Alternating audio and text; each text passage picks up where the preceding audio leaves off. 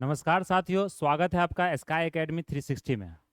तो दोस्तों, जैसे हमारा प्रीवियस लेक्चर था उसमें हमने जो पॉलिटी सेक्शन शुरू किया था, तो पॉलिटी सेक्शन में हमने अभी तक फंडामेंटल राइट्स के बारे में देखा था और उस फंडामेंटल राइट्स को हमने बहुत अच्छे से डिस्कस किया है। फंडामेंटल राइट्स की अगर बात करें, जो मूल अधिकार है हमारा 12 से 35 आर्टिकल, जो है आर्टिकल 12 to 35 प्लस वो पार्ट 3 में आपको दिया गया है। तो सारे फंडामेंटल राइट्स हमने डिटेल में डिस्कशन किया, कौन कौन से आपको प्रोविजंस गवर्नमेंट द्वारा बनाया गया, कौन कौन सा डिफरेंट जो अमेंडमेंट किया गया, जैसे 103rd कॉन्स्टिट्यूशन अमेंडमेंट था, 84th कॉन्स्टिट्यूशन अमेंडमेंट था, प्लस 86 कॉन्स्टिट्यूशन अमेंडमेंट था, 2002 का जो राइट टू इन्फॉर्मेशन जो एक्ट था, वो सारा चीज़ हमने अच्छे से डिस्कस किया था, जहाँ से क्वेश्चन आपसे पूछा जाता है। तो वो सारे आर्टिकल्स को, रीड्स को आपको क्या करना है, याद रखना, ध्यान में रखना है।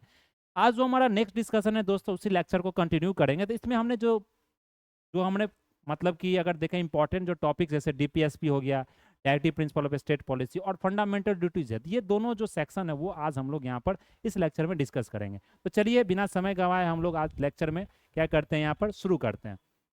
तो अगर डीपीएसपी की दोस्तों बात करें, जिसे directive principle of state policy बोला जाता है, ये कौन सा पार्ट में, सबसे पहले आपको याद रखना पार्ट, ये कौन सा पार्ट में, पार्ट 4 में है DPSP.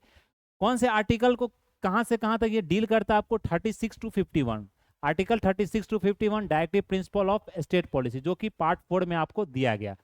They embody the concept of welfare state, इसमें एक वेलफेयर स्टेट का कंसेप्ट आपको देखने को मिलेगा, क्योंकि इसमें गांधीयन फिलोसफी आपको, मार्क्सिस्ट का भी मिलेगा, जो सोशलिस्ट प्रिंसिपल भी आपको मिलेगा। मेनली आपको ये अगर देखें तो ये इन्फोर्सिएबल भी नहीं है, मतलब कि जस्टिसिएबल, इन्फोर्सिएबल जो कोर्ट ऑफ लॉ में जो होता है, जैसे फंडामेंटल राइट्स क्या आपको वायलेट हुआ, आप कोर्ट पहुंच गए, supreme court, high court, direct जाके वहां पर आपने मुकदमा कर दिया, केस कर दिया सरकार के खिलाफ। लेकिन इसमें आप ये चीज़ नहीं कर सकते हैं। जो हमारा डायरेक्टिव प्रिंसिपल स्टेट पॉलिसी, इसमें सरकार का, जो स्टेट का अपना मर्जी हो तभी वो चीज़ प्रोविजंस ला सकती है। मतलब कुछ वेलफेयर का इसमें चीज़ दिया गया है कि मतलब किस तरह से सिटीजन को, जो नागरिक है उसको आगे बढ़ाना है, नागरिक को मतलब कि राइट्स देना, अधिकार देना है। चाहे वेजेस की बात किया जाता है, इसमें हेल्थ की बात की जाती है, लीगल एड की बात की जाती है, वो सारा चीज़ हम लोग इसमें डिस्कस करेंगे। तो सबसे पहले आपको याद रखना, पार्ट 4 में दिया गया आर्टिकल 36 से 36 to 51 दिया गया है। वेलफेयर स्टेट का कंसेप्ट आपको बताया जाता है।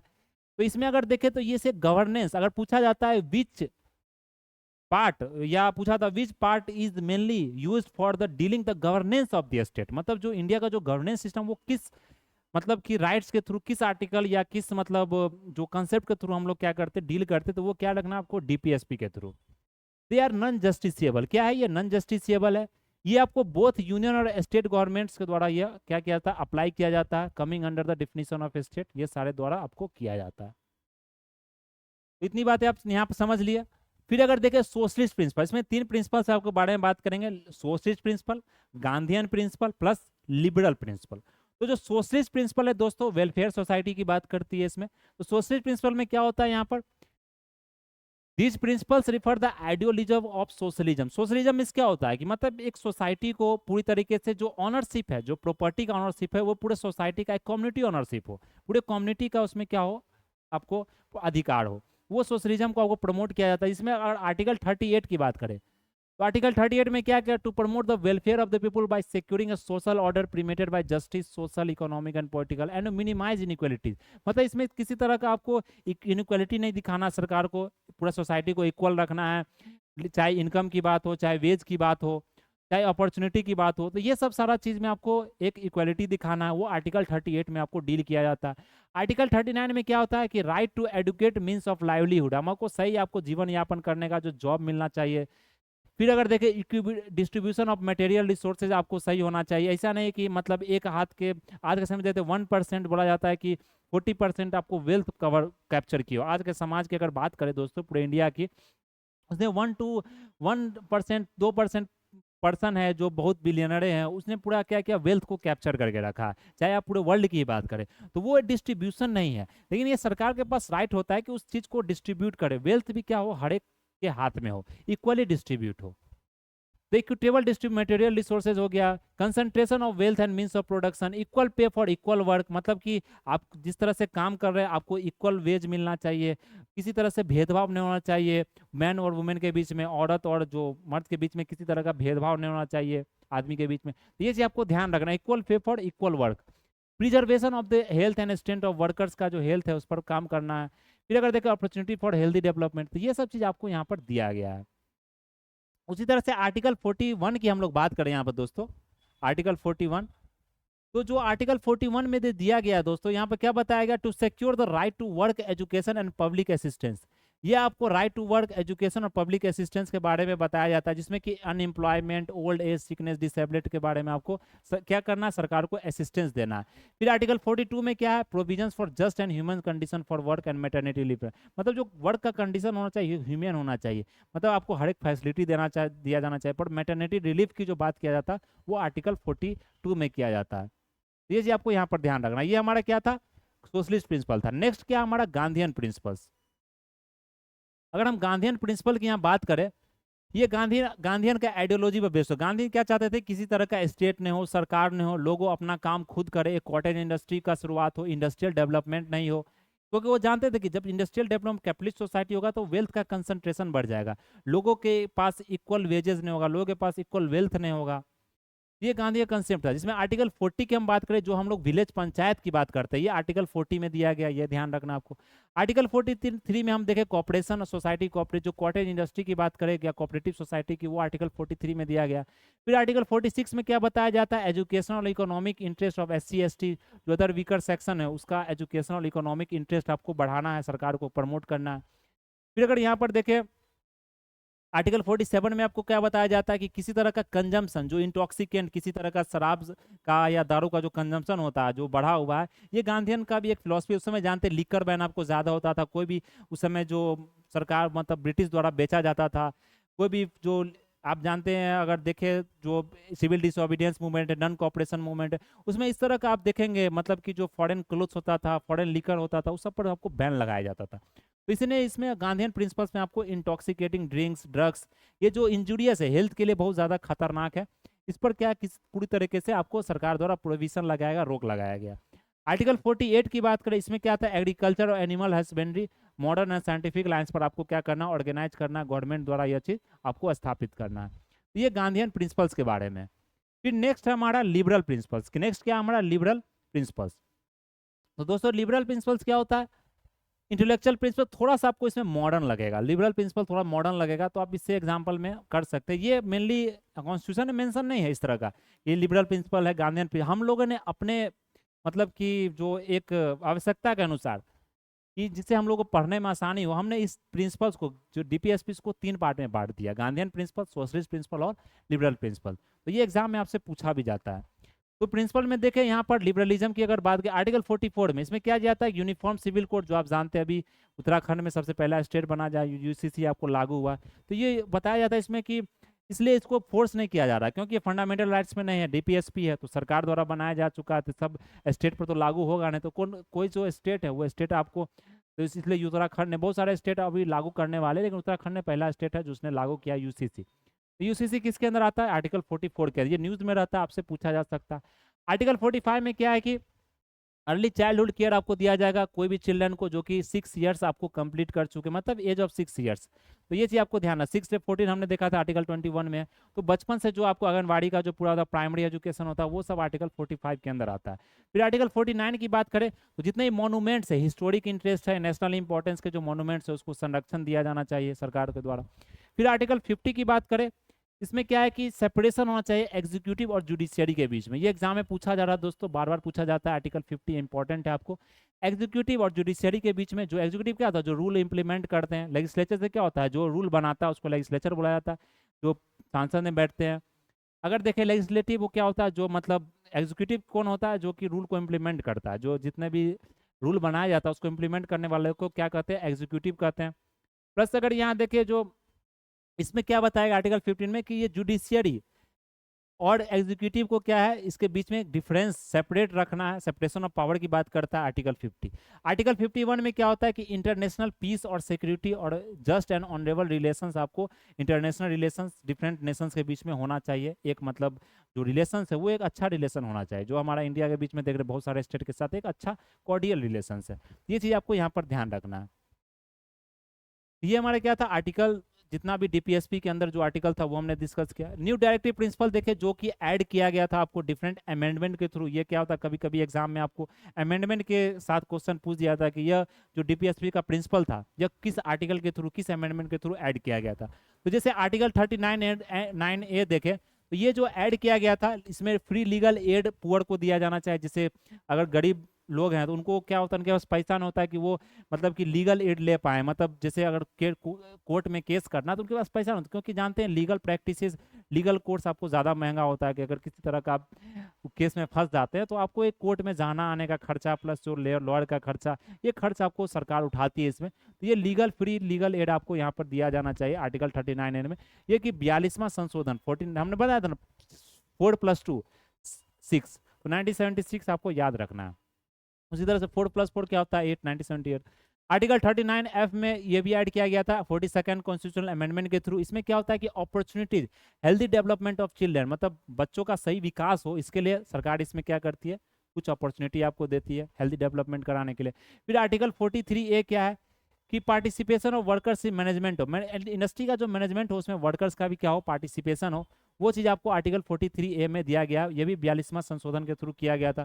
फिर आर्टिकल 43(b) में क्या है आपको दोस्तों, professionally run the cooperative society, जो कि आपको 97th कॉन्स्टिट्यूशन, ये हाल फिलहाल में हुआ था 2011 में 97th कॉन्स्टिट्यूशन में, ये ध्यान रखना पूछा जाता है। तो ये आर्टिकल 43(b) में आपको कोऑपरेटिव सोसाइटीज के बारे में बात किया जाता है कि कोऑपरेटिव सोसाइटी आप बना सकते हैं। आर्टिकल 48 में क्या है आपको ए में कि protect and improve the environment and safe guard forest and wild life. तो आपका मतलब सरकार का यह मतलब रोल होना चाहिए कि वो फॉरेस्ट को सेफ गार्ड करे, मतलब मॉन्यूमेंट्स को संरक्षण दे, जितने भी मतलब कि इन्वायरमेंट हो सकते हैं, फॉरेस्ट होते हैं, वाइल्ड लाइफ नेशनल पार्क हो गए, ये सब सरकार द्वारा किया जाता है, जो कि 42वां संशोधन में। इसमें देख सकते हैं बाकी सारा 42वां में एक आपको याद रखना 97 जो कि कोऑपरेटिव सोसाइटीज का आपको मेनली फॉर्मेशन हुआ था, उस चीज़ को आर्टिकल में डाला गया था। फिर आर्टिकल 38 क्लॉज 2 की बात करें, इसमें ये ऐड किया था one more directive principle which required the state to minimize inequalities of income status facilities and opportunity under article 38। इसमें एक आर्टिकल 38 क्लॉज 2 है, इसको क्लॉज बोला जाता है दोस्तों, और इसी में अगर और रहेगा तो इसको सब क्लॉज बुलाएंगे। तो क्लॉज इसको पढ़ना है आपको, आर्टिकल 38 क्लॉज 2, जो कि आपको देखें तो ये लास्ट जो तो 44th अमेंडमेंट एक्ट, अगर इसका डेट की बात करें तो हमने क्या बताया 1978, 4+4 8, 1978 में आपको यह ऐड किया गया था आर्टिकल 38 क्लॉज, जिसमें क्या है कि सरकार का यह रोल होना चाहिए, वो इनइक्वालिटी जो हमारा इनकम इनइक्वालिटी है उसको, इनकम को मिनिमाइज करना चाहिए, लोगों के पास समान वेज होना चाहिए, तभी लोग जाके क्या करेंगे, अच्छे से जीवन जी पाएंगे, एक लिविंग स्टैंडर्ड उनका बढ़ पाएगा। तो ये हमारा डीपीएसपी के बारे में था। अगर हम डीपीएसपी और फंडामेंटल राइट्स का डिफरेंस की बात करें तो डिफरेंस आपके लिए ज़्यादा इंपॉर्टेंट नहीं, आपको याद रखना इन्फोर्सेबल होता है, ये इन्फोर्सेबल नहीं होता है कोर्ट ऑफ लॉ में, इससे ज़्यादा इसमें पूछा नहीं जाता। फिर अगर नेक्स्ट हम देखें फंडामेंटल ड्यूटीज़ के बारे में, किसके बारे में दोस्तों, फंडामेंटल ड्यूटीज़ के बारे में। तो इंपॉर्टेंट क्या होता है फंडामेंटल ड्यूटीज़ में आपको, कि एग्जाम में आपसे ये पूछ दिया जाता है कि ये फंडामेंटल ड्यूटीज़ जो ऐड किया गया था वो किसके रिकमेंडेशन में ऐड किया गया था, कौन से पार्ट में ये आपको आता है, कौन से आर्टिकल में आता है। तो सबसे पहले अगर फंडामेंटल ड्यूटीज़ की हम बात करें दोस्तों यहाँ पर, जो कि 1976 में ऐड किया गया था, 1976 में लाया गया था फंडामेंटल सिटीजन्स, जो कि 42वां, और ये कहाँ से लिया गया, बोडो हमने बात किया था फंडामेंटल ड्यूटीज़ के बारे में, जो आपको कहाँ से लिया गया फंडामेंटल ड्यूटीज़, ये यूएसएसआर से लिया गया। हमने बात किया था ना, जो आज के समय रसिया यूएसएसआर से लिया गया था फंडामेंटल ड्यूटीज़। फंडामेंटल राइट्स हमने बात किया था, प्रियम्बल फंडामेंटल राइट्स, ये सब कहाँ से लिया, अमेरिकन कॉन्स्टिट्यूशन से लिया गया। तो ये फंडामेंटल ड्यूटीज क्या, 42वां जो संशोधन हुआ था 42nd कॉन्स्टिट्यूशनल अमेंडमेंट, ये संशोधन आपको याद रखना दोस्तों 1976 का 42nd। इसमें जो सोरेन सिंह कमेटी थे, सोरेन सिंह कमेटी जो रिपोर्ट था उनके अनुसार ये रिकमेंडेशन दिया गया था कि इस तरह का आपको एक फंडामेंटल ड्यूटीज बनाना चाहिए। ड्यूटीज का मतलब क्या होता है, ये सरकार के द्वारा नहीं होता, ये सिटीजन के द्वारा ड्यूटी को परफॉर्म करना होता है। जैसे कि सरकार, आपका अधिकार भी है तो आपका एक ड्यूटीज भी, आपका रोल भी होना चाहिए। अब जैसे सड़क को आपको साफ रखना, तो ये सरकार का सिर्फ काम नहीं होता, आप कहीं कचरा फैला, सरकार से साफ कर रही है लेकिन आप उसको फैला रहे हैं, तो आपका क्या एक ड्यूटीज होना चाहिए कि मतलब उस चीज़ को साफ रखे। आपका ड्यूटी होना चाहिए कि मतलब कि मतलब मॉन्यूमेंट्स को हम प्रोटेक्ट करें, कहीं पर किसी जो सरकारी पब्लिक प्रॉपर्टी का क्षति नहीं करे, इंटरनेशनल एक इमेज हम बना के रखे, मतलब ऐसा नहीं कि देश को गाली दे रहे हैं। तो ये सब भी आपका एक ड्यूटी होना चाहिए, एक मॉरल ऑब्लिगेशन होता है आपके ऊपर, आप सिटीजन है कंट्री के, तो आपके ऊपर भी एक मॉरल ऑब्लिगेशन होता है कि देश को आप एक क्या कर सकते हैं, एक विकास की ओर ले जा सकते हैं। तो ये आपका क्या है, एक ड्यूटीज़ है। तो लिस्ट ऑफ फंडामेंटल ड्यूटीज देखें तो आर्टिकल 51 में इसे ऐड किया गया, 51A है। पार्ट 4A है, ये याद रखना, part 4A, it's all be the duty of every citizen का ड्यूटी होना चाहिए to abide by the constitution and respect its ideal institution, national flag, national anthem. तो ऐसा नहीं कि आप जैसे आप देखते हैं नेशनल एंथम बजता है या जो जनगण मन जो आपको राष्ट्रगान गाया जाता है, तो आप क्या होते हैं, आप खड़ा हो जाते हैं। तो जो खड़ा होता है तो आप क्या एक रिस्पेक्ट देते हैं, मतलब कि जो हमारा नेशनल एंथम उसको आप रिस्पेक्ट देते हैं। तो इस पर भी कानून बनाया गया कि अगर रिस्पेक्ट नहीं देते तो आप पर कानूनी कार्रवाई की जाएगी। ये लोगों के एक समझ होना चाहिए कि आपका एक मतलब रिस्पॉन्सिबिलिटी होता है, एक ऑब्लिगेशन नहीं बोल सकते, एक रिस्पॉन्सिबिलिटी होता है कि आपको भी देखना पड़ेगा। बहुत सारे फ्रीडम फाइटर्स ने हमारे लिए देश को आज़ाद करवाया है, तो एक रिस्पेक्ट आपको पे करना पड़ता है। इसे आप मतलब यहाँ का जो फ्लैग है, तो ऐसा नहीं कि आप झंडे को जला दे रहे हैं या झंडा किसी तरह का अपमान कर रहे हैं। ये भी आपका एक रिस्पेक्ट होता है, जो कि हमारा क्या होता है, एक मतलब ऑब्लिगेशन नहीं बोल सकते, एक रोल होता है, एक रिस्पॉन्सिबिलिटी होता है नेशनल फ्लैग के रिगार्डिंग या मतलब एंथम के रिगार्डिंग। तो ये चीज़ आपको ध्यान रखना। नेक्स्ट हमारा to cherish and follow the noble ideas, जो कि हमारा नेशनल फ्रीडम स्ट्रगल थे, उस नोबल आइडियाज़ को हमको बढ़ावा देना, जैसे महात्मा गांधी जी का कथन हो गया, उस चीज़ को बढ़ावा देना। To uphold and protect the sovereignty, unity and integrity in India, जो हमारा यूनिटी है, इंटीग्रिटी है जो कंट्री का, उसको मतलब कि अपहोल्ड करना, उसको बना के रखना। हम अगर देखें तो कॉमन ब्रदरहुड को, जो हमारा नेशनलिज्म है, जो ब्रदरहुड है, भाईचारा का जो पूरा अगर देखें जो विश्वास, वो हमें क्या करना, फैला के रखना है, फैलाना है, स्प्रेड करना है। तो ये हारमोनी हमारे बीच में, एक समुदाय के बीच में एक हारमोनी होना चाहिए, ब्रदरहुड होना चाहिए, ये सब चीज़ आपको याद रखना है। फिर हमारा जो रिलीजियस है, लिंग्विस्टिक, रीजनल, सेक्शनल डाइवर्सिटी है, ये सब सारा चीज़, derogative of the dignity of the women, तो वो मतलब एक महिलाओं को सम्मान देना है, एक सत्कार के रूप में देखना है, एक रिस्पेक्ट देना है, मतलब डिग्निटी को आपको क्या करना, फॉलो करना है। ऐसा नहीं कि आप किसी तरह से किसी को बेइज्जती कर दे, ये सब आपका एक ड्यूटीज होता है। आपको मतलब एक समझदार है, आप एक सिटीजन है, तो आपको ये सब परफॉर्म करना पड़ेगा, तभी जाकर आप सब एक्सपेक्ट कर सकते हैं सरकार से भी कि वो आपको अच्छा रूल रेगुलेशन, अच्छा आपको अधिकार दे। To defend the country and render national service, अगर आपको किसी तरह का, अगर कंट्री पर कोई तरह का आपत्ति आ गई, किसी तरह का अगर युद्ध होने वाला है, तो आपको तैयार होना चाहिए। मतलब सरकार आपको बुला सकती है कि आके आप यहाँ सर्विस दे सकते हैं। जैसे आप बहुत सारे कंट्री, इसराइल में देख लेते हैं, वहाँ पर क्या होता है, जो लोग होते हैं, जैसे यूक्रेन का वार देखे, वहाँ लोगों ने क्या किया, सर्विस दिया, आर्मी में भर्ती हुए, सर्विस दिए, ये चीज़ होता है। फिर क्या है, to value and preserve the rich heritage, मतलब अपना जो हेरिटेज है, जो कंपोजिट कल्चर है, उसको क्या करना है, प्रिजर्व रखना है। अपना जो आपका संस्कृति है, उसको क्या करना है, यहाँ पर प्रिजर्व करना है। फिर अगर देखें तो नेचुरल इन्वायरमेंट है, जैसे फॉरेस्ट, लेक हो गया, रिवर्स है, ये सब सारा चीज़ आपको क्या करना है, लिविंग क्रिएचर्स है, उसको मतलब क्या करना है, प्रिजर्व करना है, आपको इम्प्रूव करना है।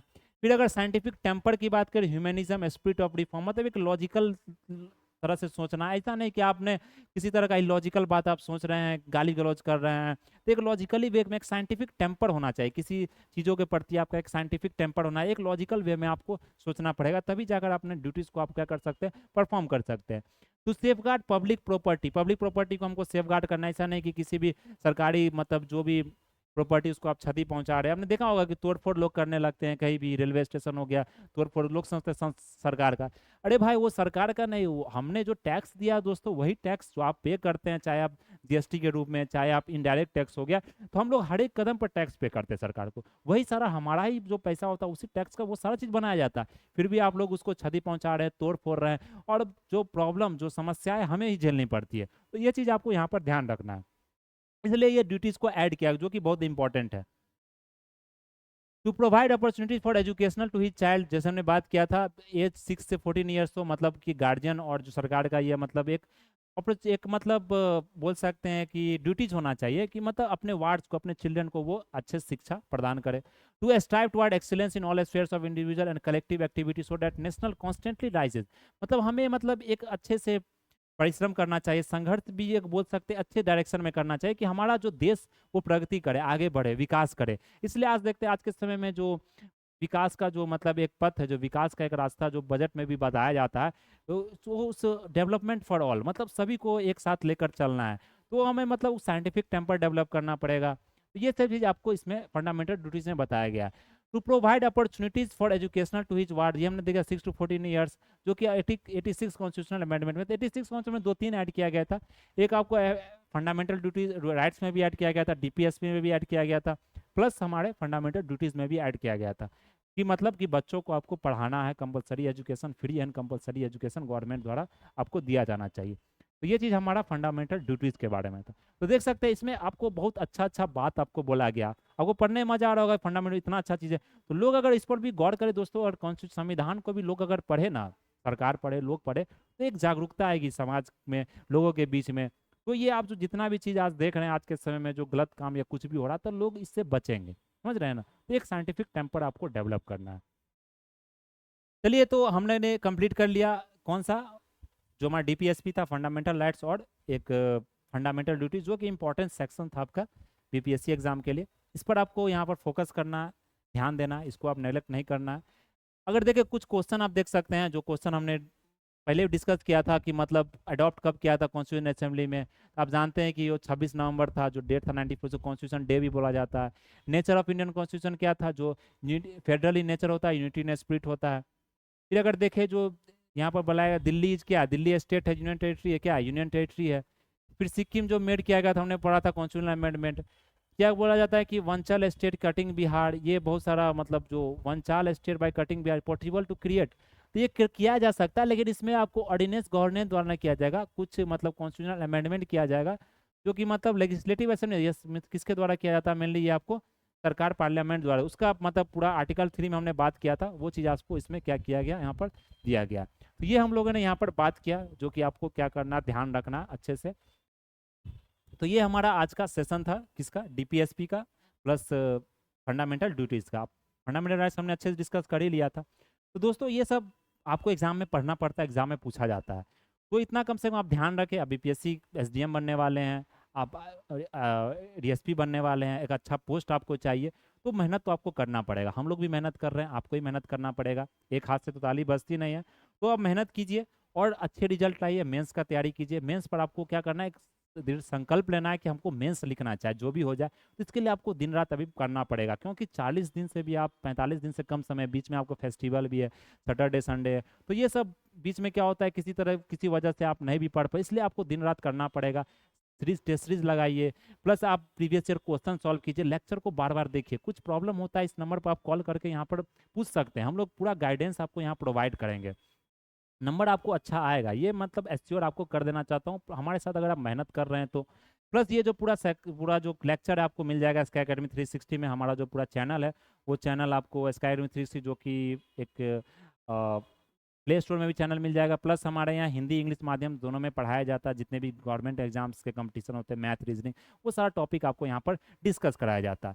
तो हम लोग आज के लिए इतना ही रहने देते हैं। That's all for today, thanks for watching this video. जय हिंद, जय भारत, एंड टेक केयर।